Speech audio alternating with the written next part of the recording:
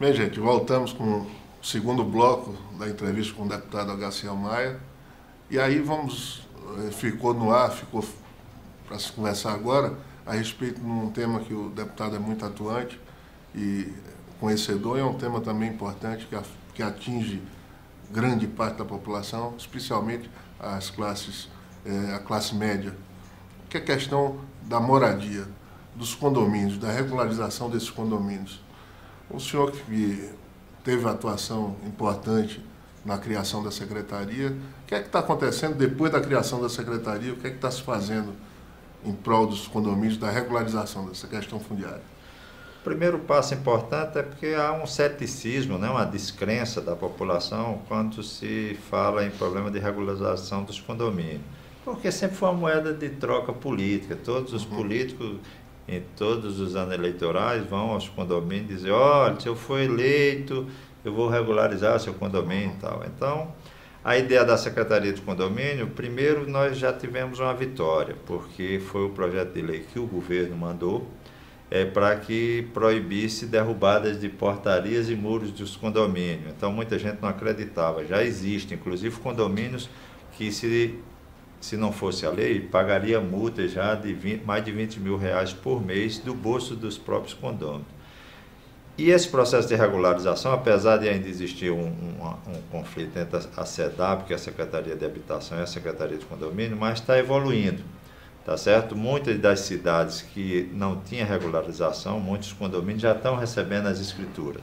É lógico que são 615 mil famílias nesses condomínios. Então, isso também não é num passe de mágica que se resolve.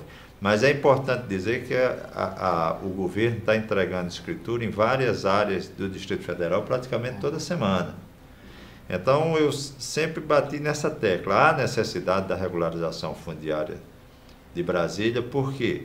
Porque é uma coisa dúbia. Você paga o IPTU quando é morador de condomínio. Se você for comerciante, você paga ICMS.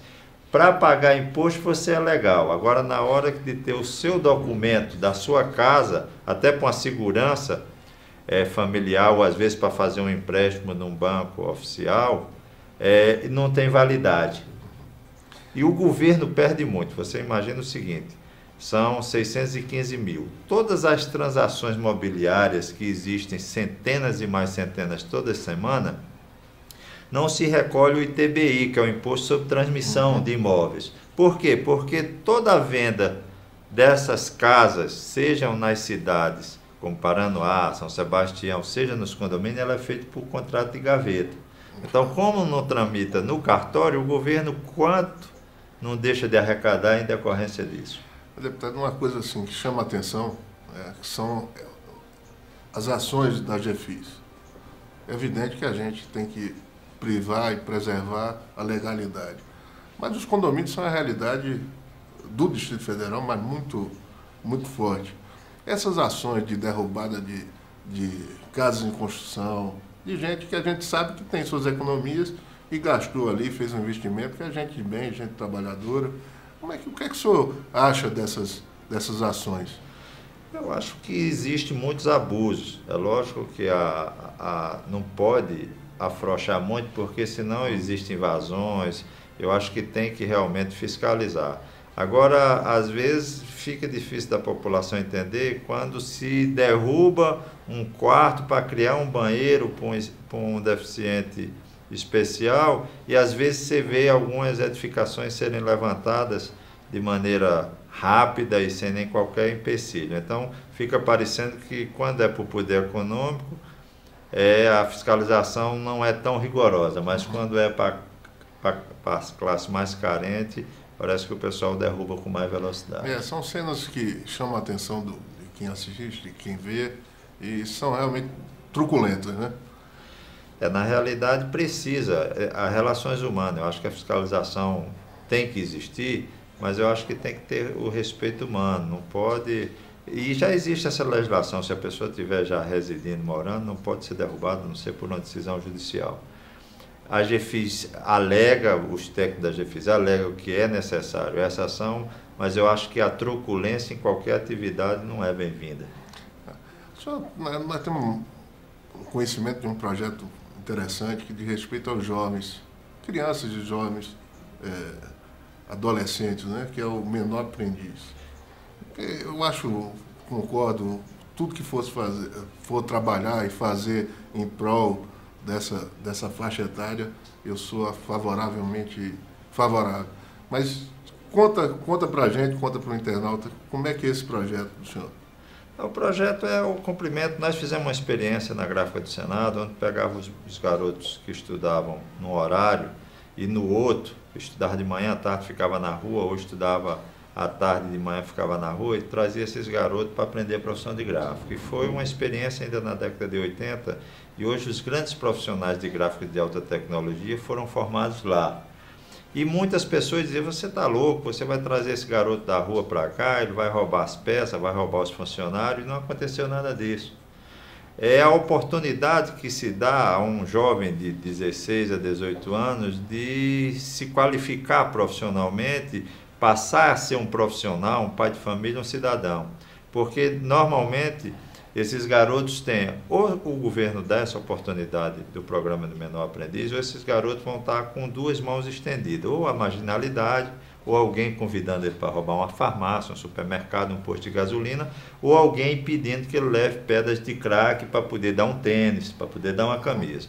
Hoje nós temos 130 mil jovens em condições de ser menor aprendiz estudando em escolas públicas. 130 mil é um universo bem importante. Porque esses jovens de escolas públicas, principalmente, eles precisam, o governo precisa tirar eles do horário inverso da escola e colocar eles para aprender uma profissão. O governador Agnello já prometeu fazer isso, começando pelas estatais, como o SEB. Porque é muito mais inteligente um governo gastar R$500, né, que eu acho que é 80% de um salário mínimo, com um jovem desse para transformar num cidadão, num profissional, num pai de família, do que gastar R$2.500, que é o que custa cada preso na Papuda. É um absurdo, é difícil para a população entender isso. Então, isso está claro, é preciso tirar, sem falar no aspecto que vai dar a segurança. Além de dar a segurança para a população, porque esses jovens não vão estar praticando crimes na cidade, ele vai ter um retorno social, porque esse jovem, ao ganhar esses R$500, pode ajudar a sua família, pode ajudar o seu sustento, tá certo? Então, é um benefício social, mas com retorno, diferentemente de se dar uma cesta e todo mês se dá uma cesta. É necessário dar a cesta também. Mas esse é um investimento no jovem, é um investimento na sociedade como um todo. Porque se tirarmos esses 130 mil jovens que estão pela rua aí e transformarmos eles em profissionais, vai melhorar o mercado de trabalho de Brasília, tá certo? Não tem que vir gente de fora para encher cargos aqui, que nós sabemos que vem muito do Rio, de Belo Horizonte, porque não tem qualificação profissional. Eu acho que isso é uma ideia de que o governo precisa urgentemente colocar em ação, porque ele vai reduzir despesa com saúde, vai reduzir despesa com educação e vai ter uma reação da sociedade como um todo. Imagine, pega Porto Rico, Estrutural, Sol Nascente, Pôr do Sol, Itapuã, pega esses jovens todos que estão na rua dessas cidades e coloca para aprender uma profissão. Aproveita essas concessionárias de carro que vendem muito carro, que ganham muito dinheiro, e bota para aprender a ser mecânico, a ser pintor, a ser eletricista. Isso dá um reflexo direto na estrutura familiar daquele jovem que é atendido, né? Daí, e o empresário inteligente, ele tem que acolher esse jovem, porque aumentando a oferta de mão de obra, automaticamente os seus custos baixam também. Porque ele vai ter disponível no mercado mais gente qualificada para poder recrutar para a sua empresa. Esse é um projeto que tem que ir adiante e, como que depender de nós, cidadãos e da imprensa, nós vamos ajudá-lo aí no que for possível. Deputado, agora, para a gente encerrar, queria tocar num aspecto pessoal que diz respeito à sua trajetória política daqui para frente. O que é que a Garcia Maia pretende? Qual a projeção para o futuro? O que é que o senhor, nesses próximos 2 anos, principalmente, mas vamos ter eleições, quer dizer, um potiguar assumiu a presidência da Câmara. Isso é alguma mensagem subliminar aqui para o outro lado da esplanada? Não, na realidade, meu maior objetivo é ser um bom deputado distrital, né? Trabalhar para que as pessoas que votaram em mim ou as que não votaram, dizer, o cara realmente foi lá, trabalhou, apresentou os projetos. Eu aproveito essa experiência que eu tive trabalhando com o Ulisses Guimarães, com o Nelson Carneiro, com o Sarney, com o Antônio Carlos Magalhães, trazer essa experiência aqui para dentro da Câmara Legislativa. No que diz respeito a projetos futuros, vai depender exatamente desse grupo. Nós temos, politicamente ninguém faz só, né? Não adianta o deputado Garcia Maia querer ir para algum lugar sem que o grupo político, as pessoas que o acompanham, sigam. Então nós vamos fazer essa avaliação para saber se... o objetivo é sempre dar um passo adiante. Eu só acredito no político que se candidata a vereador no interior e pensa em ser presidente da República. Porque, como diz sabiamente o nosso deputado Chico Leite, isso não é, político não é emprego, né? Não é profissão, é uma missão. Então, eu acho que o objetivo maior nosso é exatamente isso, é sempre crescer politicamente. Agora, sabendo que tem que dar um passo de cada vez, ouvindo principalmente as pessoas que acompanham você. Então, nós vamos fazer uma avaliação no início do próximo ano, para saber se eu vou ser candidato a deputado distrital novamente ou se eu vou ser candidato a deputado federal. O que o grupo decidir e pela avaliação que nós vamos ter através de pesquisa é que nós vamos definir esse destino. Então, o destino é mais dos outros do que propriamente do deputado. E o Senado, que foi a casa que tanto foi sua casa ao longo de 30 e tantos anos, também não é um caminho? É um sonho, mas eu tenho que trabalhar muito ainda para chegar lá.